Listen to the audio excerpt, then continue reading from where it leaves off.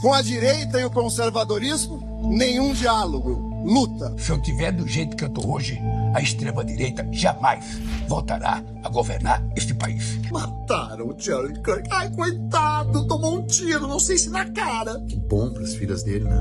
Que bom. Esta menina fugiu de uma guerra para morrer do outro lado do mundo, dentro de um trem e sem nem saber o motivo. Irina Zarutska, de 23 anos, foi uma vítima de uma vítima da sociedade. Mas o que Irina tem em comum com Donald Trump, com Jair Bolsonaro, com Fernando Villavicencio, com Charlie Kirk, morto nesta semana? Todas estas pessoas foram vítimas daqueles que pregam o discurso do amor, do acolhimento, da tolerância, mas que na prática usam algo um pouco mais forte do que palavras. Algo que está silenciosamente acontecendo e que pode ser o fim da nossa sociedade como nós a conhecemos. Duvida? Então deixa eu te mostrar como nós estamos à beira do total caos social e como isso pode estar a apenas um pequeno passo de se iniciar. Então, vem comigo. Oh my God. Olá, eu sou Alex Godoy e este é o canal Investigando. É triste ter que falar de assuntos como esses desse vídeo aqui, mas a minha ideia aqui no canal é pensar junto com você sobre o mundo em que nós vivemos. Agora, como disse o próprio G1, Charlie Kirk era um ativista de extrema direita lá nos Estados Unidos. Ao menos nas primeiras manchetes, pois depois de várias reclamações, o G1 mudou para algo um pouco mais leve, como ativista de direita e trumpista. E o problema já começa aqui, pois quando a manchete escolhe e define o rótulo antes mesmo do nome da vítima, e pior, quando a vítima é de extrema direita, para a imprensa o assassino vira apenas um mero detalhe.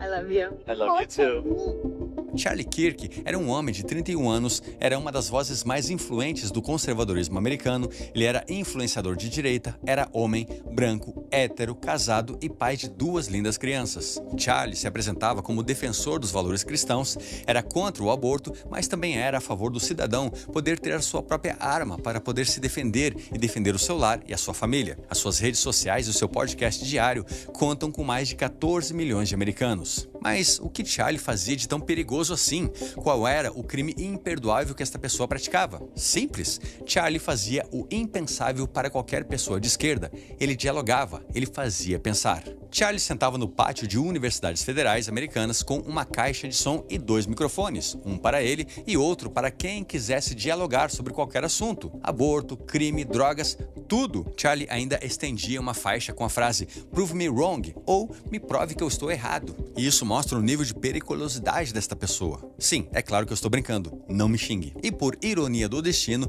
Charlie foi assassinado justamente no pátio de uma universidade, um local que deveria ser sagrado, que deveria ser o berço de todo e qualquer diálogo. E se isso não fosse o suficiente, mesmo após a sua morte, a imprensa desumanizou Charlie Kirk, chamando de extrema-direita, de trumpista. Ninguém lembrou de dizer que ele era casado, que ele era pai de 2 crianças. Ninguém lembrou de dizer que vidas importam, não importa a cor. E quanto a Irina?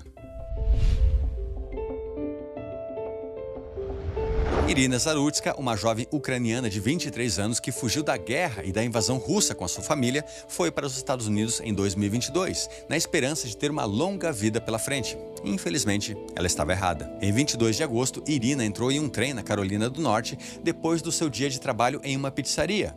Ela olhava tranquilamente o seu celular quando foi atacada por DeCarlos Brown, com 3 facadas no pescoço. A imagem que correu à internet foi o rosto da jovem Irina totalmente em choque, sem entender como ela poderia estar diante de um terror ainda maior do que a guerra. Os seus sonhos acabaram naquela noite. Brown foi preso logo depois. Ele possui problemas mentais graves, ele já havia sido detido 14 vezes desde 2011, sim, 14 vezes, incluindo aí 5 anos de prisão por furtos, arrombamentos e roubo à mão armada. Mas, como você percebeu, ele estava solto. Para a imprensa e para algumas pessoas tão doentes quanto o assassino, não se pode culpar totalmente Brown, pois para estas pessoas, ele, Brown, seria tão vítima quanto Irina. Conforme o site Extra do Globo, uma pessoa chegou a escrever que, embora o que aconteceu tenha sido uma tragédia, o que não podemos perder de vista é o fato de que DeCarlos Brown foi categoricamente negligenciado pelo sistema judiciário e pelos serviços de saúde mental da Carolina do Norte, e como tal, não é totalmente sente culpado pelo ocorrido. Agora, na boa, sobre Irina, não foi uma tragédia, foi um assassinato. Mas é muito difícil para a imprensa conseguir escrever isso. E, na verdade, eles não conseguem. Mas eles conseguem relativizar este crime, dizendo que a pena de morte é considerada para o sem-teto que matou a refugiada ucraniana. Ou seja, para o jornal, Brown não é um assassino, não é um extremista, não é nem sequer culpado. Ele é tão somente um sem-teto que corre o risco de sofrer uma pena de morte. Irina não morreu apenas pelas facadas. Ela morreu por causa do relativismo, por causa da ideologia que manteve um agressor conhecido, reincidente e esquizofrênico solto nas ruas americanas. Só que Irina não foi a exceção. Ela foi um padrão que se repete dia após dia. Agora você sabe me dizer o que Irina tem em comum com Donald Trump, com Jair Bolsonaro, com Fernando Villavicencio, com Miguel Uribe, com Charles Kirk? Eu te conto, todas estas pessoas foram vítimas da narrativa, do relativismo, da ideologia. Todas elas foram atacadas por pessoas comuns, gente do povo, gente contaminada pela ideia de que o que é diferente precisa ser eliminado. Trump sofreu 2 atentados durante a sua campanha presidencial. Muitos comemoraram um atentado, muitos lamentaram o erro do atirador, muitos pediram por novos atentados. Bolsonaro foi esfaqueado em 2018. Ele sobreviveu por um milagre. Ele virou presidente, fez coisas boas e ruins, mas na época muitos pediram por mais e mais facadas. Já Villavicencio do Equador e Uribe na Colômbia não tiveram a mesma sorte. Eles foram assassinados. Qual é o ponto que liga todas estas pessoas? Não é a política, não é o suposto extremismo delas, é o extremismo dos outros, o extremismo social, o extremismo comunista, o extremismo da esquerda. Deixa eu te explicar agora o que o verdadeiro extremista pensa. É sempre terrível, né? Um ativista ser morto por suas ideias. Exceto quando é o Charlie Kirk. Mataram o Charlie Kirk. Ai, coitado, tomou um tiro, não sei se na cara. O Charlie Kirk tem 2 filhas pequenas. Que bom para as filhas dele, né? Que bom. Como nós chegamos neste ponto? E de onde surgiu tanta intolerância? Bom, isso não foi à toa. Esta ideologia nasceu de um plano, de uma estratégia. Começou lá com Karl Marx, uma das piores influências mundiais da nossa história. Marx dizia que o capitalismo inevitavelmente levaria à miséria dos trabalhadores, que cansados de serem explorados, acabariam explodindo em uma revolução socialista. Só que a vida real provou que Marx era apenas um lunático e o mundo inteiro seguiu por um caminho muito melhor. No final do século XIX e ao longo do século XX, com o capitalismo em alta, as condições de vida da classe trabalhadora melhoraram muito mesmo, em vez de piorar, como pregava Marx. Os salários aumentaram, as jornadas de trabalho foram reduzidas e surgiram direitos trabalhistas, como férias, como previdência e até mesmo sindicatos legalizados. O capitalismo não é perfeito, é claro, mas ele mostrou uma enorme capacidade de gerar prosperidade e de melhorar o padrão de vida de todos. Bastava querer trabalhar. Marx acreditava que a revolução socialista surgiria primeiro nos países mais industrializados, como a Inglaterra ou a Alemanha. E mais uma vez ele errou, já que a primeira revolução aconteceu na Rússia agrária e atrasada de 1917. Com a queda do czar Nicolau II, os bolcheviques, liderados por Vladimir Lenin, tomaram poder com a promessa de paz, pão e terra.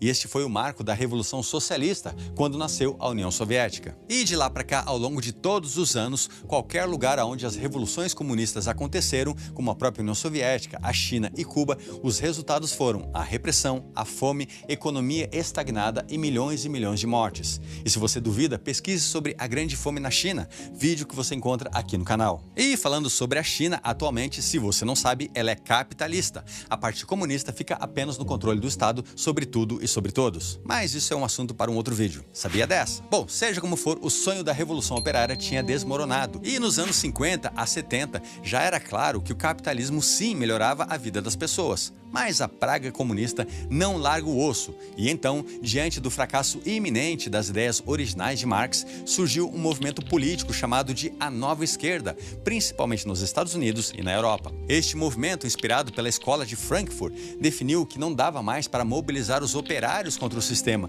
Afinal de contas, estes operários estavam, na verdade, melhorando de vida. Então, eles chegaram a uma brilhante conclusão.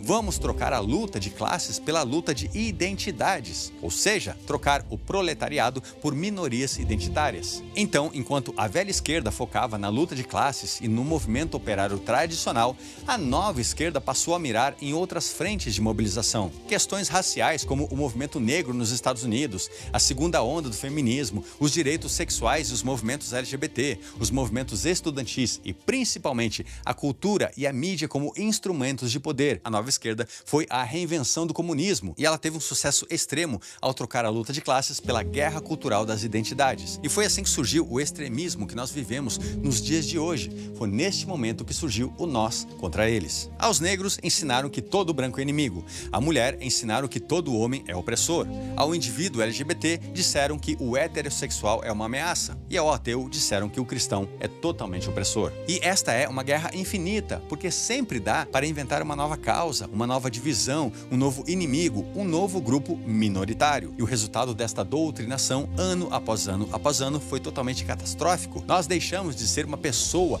um ser humano individual, único, com a nossa própria história, com os nossos próprios valores, nossas próprias escolhas, com as nossas famílias, filhos e amigos. Nós passamos a ser apenas a representação de um grupo e de uma ideologia. E qualquer crítica a esta ideologia passou a ser interpretada como um ataque à própria existência do grupo. E por isso mesmo, quem discorda precisa e merece ser atacado, especialmente com armas e facas. E é por isso que não existem mais brasileiros de bem querendo um Brasil sem corrupção. Estas pessoas são tratadas por bolsonaristas, por extrema-direita ou mesmo por golpistas. Agora, sabe quem é um dos grandes culpados por isso tudo? Pois é, a imprensa.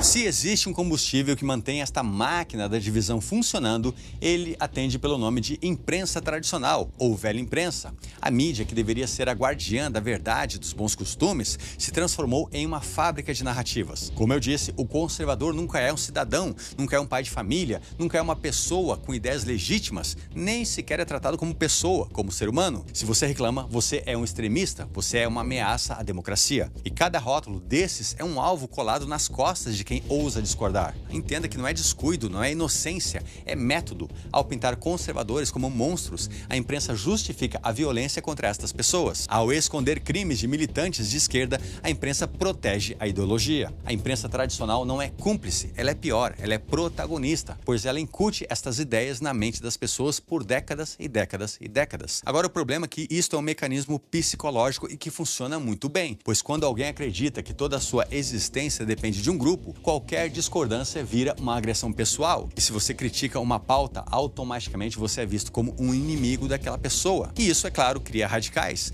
cria gente incapaz de dialogar, cria pessoas que matam outras pessoas. Agora, quais são os motivos para a imprensa agir assim? São vários os motivos, e eu posso fazer um vídeo sobre este assunto se você quiser. Basta você escrever a palavra imprensa nos comentários. Eu farei um vídeo em detalhes explicando por que a imprensa ajuda este sistema a se perpetuar. Agora, o problema é que isso tem um preço, e este preço pode ser muito, mas muito caro. Agora, vamos concluir esse assunto com o fim da sociedade. Toda vez que a história desandou para o radicalismo, o resultado foi sempre o mesmo: violência gerando mais violência. Não existe um lado que apanha eternamente sem reagir. Mais cedo ou mais tarde, o lado que está apanhando vai atacar em vez de se defender. Há muitos anos, a esquerda aprendeu a jogar com a violência, mas toda a sociedade tem um limite, todas as pessoas têm limites. They killed Charlie because he preached a message of patriotism, faith, and of God's merciful love. But they should all know this. If you thought that my husband's mission was powerful before, you have no idea what you just have unleashed across this entire country and this world. You have no idea. E quando uma esposa enterra o marido, quando crianças crescem órfãos porque mataram seu pai, quando os cidadãos percebem que estão sendo caçados por suas ideias, chega um momento em que alguém vai começar a gritar, chega. E quando isso acontece, vira guerra. Guerra nas ruas, guerra entre pessoas que não se reconhecem mais como pessoas. A Revolução Francesa começou com a promessa de liberdade, igualdade e fraternidade, e ela terminou com guilhotina, com perseguição e com terror. A esquerda jacobina inventou a lógica da demonização. Eles diziam que quem não está conosco está contra nós. E o que veio depois? Uma reação sangrenta que mergulhou a França no caos. Já na Revolução Russa de 1917, os bolcheviques começaram eliminando seus opositores em nome do povo, e o resultado foi uma guerra civil que matou milhões e milhões de pessoas. pessoas. Já na Alemanha dos anos 30, o radicalismo comunista nas ruas alimentou a ascensão do nazismo. E o resultado, bom, você sabe, né? Foi a maior tragédia do século XX. Ou seja, não existe violência unilateral. A faísca de um lado acende o pavio do outro. Já nos Estados Unidos, a população está simplesmente polarizada como não se via desde a Guerra Civil. Nas redes sociais, cresce o número de perfis e de postagens que incentivam o revide armado pelos conservadores contra os opositores da esquerda. Afinal de contas, as pessoas estão cansadas de serem caçadas. O pai de família, o trabalhador, o cristão está cansado de ser pisoteado por todos os lados. Só que isso pode crescer demais, pode escalar para uma violência total, para uma guerra civil. A verdade é que a corda já está totalmente esticada. E se a esquerda continuar escolhendo a bala em vez da palavra, em vez da conversa, escolhendo a censura em vez do debate, escolhendo a perseguição em vez da convivência, é apenas questão de tempo até que o revide aconteça. E é assim que nós enfrentaremos os conservadores, radicalizando a luta de classe. Mas qual vai ser o nosso diálogo com esse setor? O setor conservador? Mas considerando que você, como afirma, é uma boa pessoa, nós estamos dispostos a oferecer a você o seguinte: um bom paredão, onde vamos colocá-lo na frente de uma boa espingarda, com uma boa bala, e vamos oferecer, depois de uma boa pá, uma boa cova. Com a direita e o conservadorismo, nenhum diálogo, luta. Se eu tiver do jeito que eu tô hoje, a extrema-direita jamais voltará a governar este país. E não se engane, tá? Isso pode e provavelmente vai acontecer até mesmo aqui no Brasil, onde pessoas que escrevem com batom em uma estátua estão sendo condenadas apenas muito, mas muito piores do que criminosos. Pode chegar uma hora em que a população realmente se canse de dialogar enquanto é chamada de extremista. Pensa comigo, o que vai acontecer quando as pessoas de bem se cansarem da manipulação, das narrativas, da imprensa, da censura, das prisões em nome da soberania nacional e do banimento de redes sociais em nome das fake news? Agora, o certo é que quando este dia chegar, não haverá vencedor, não haverá maiorias ou minorias, só haverá uma sociedade totalmente destruída. Agora me diga, você tinha a mínima ideia sobre tudo isso que eu te contei? Me conta nos comentários a sua opinião, eu realmente vou adorar saber o que você pensa sobre isso, mas escreva com respeito, com carinho, com civilidade, por favor. Eu sou Alex Godoy, muito obrigado pela sua atenção, eu te vejo em um outro vídeo do canal Investigando, valeu e tchau!